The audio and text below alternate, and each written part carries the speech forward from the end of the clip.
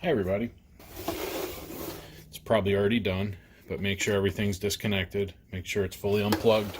If it was on, let it sit for about an hour while it cools down. This one's been unplugged for a while though, so we're not worried about that. The next thing, we're going to loosen this screw.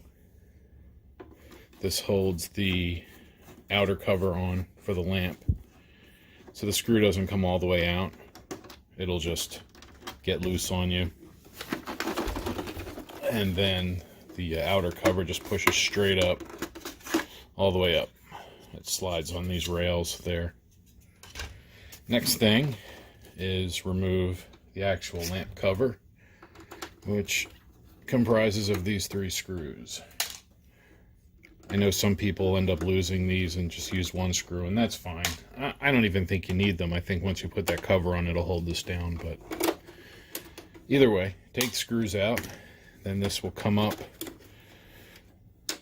and those things will clear and let you take it out, those little catches. This pin hits a lamp door switch. Tells it that the lamp door is installed. Then you want to take your lamp out. This particular lamp has no handle, so I need to do it this way until the connector gets loose, and then it'll pop out the rest of the way. There's a lamp. Set that off to the side. If you need a lamp for one of these or a CL710, I'll put a link in the description. Alright, then the next thing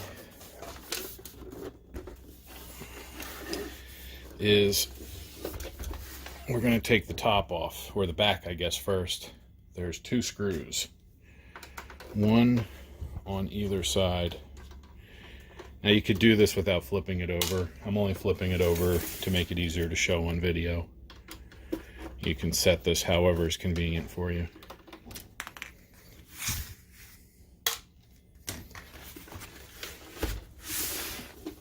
Once those are out, we should be able to just kind of show you from the side, just kind of tilt and lift.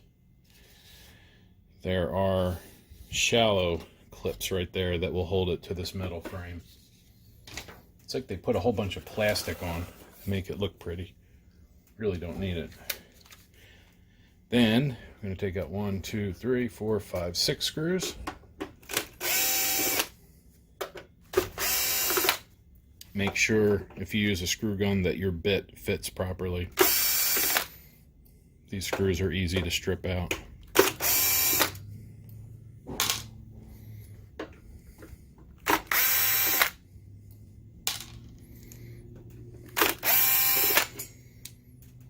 And then this plate comes off.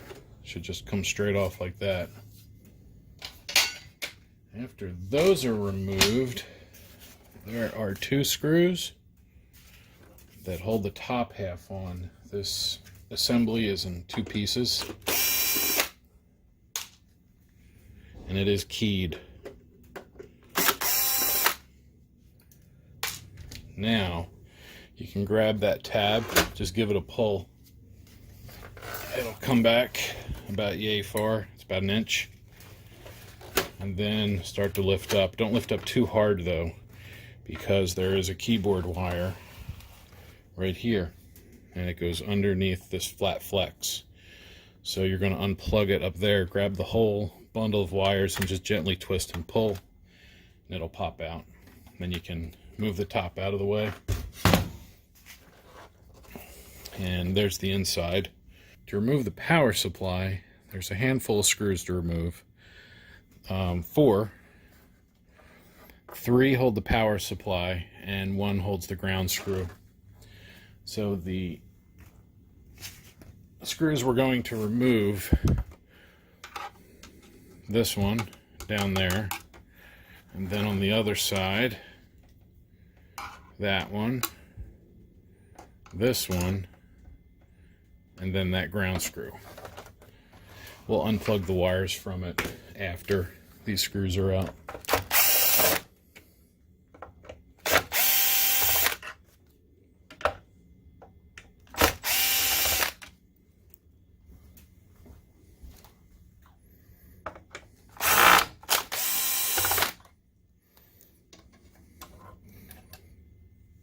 And there they are. They're 3 brass colored, I mean they're steel, but they're kind of anodized, and then the shiny larger screw for the ground. Now this power supply will be loose. It's going to tuck the keyboard cable out of the way. The power supply should just kind of wiggle it. There's a thermal pad right here that it might stick to, and that's okay. Just wiggle it until it kind of pops loose like this. And just wiggle and move till you can get in here. Then disconnect that wire, the main low voltage wire. Oh, there's a clip underneath. Squeeze that clip. That's the Molex connector. Squeeze that and unplug it. And then down here, this small wire. I think that goes to a thermal sensor. And that comes out. That's the door switch, would go there. So you unplug that and the rest of them. And then there's the power supply. You can do all the repairs and then put it back in. And when you put it back in,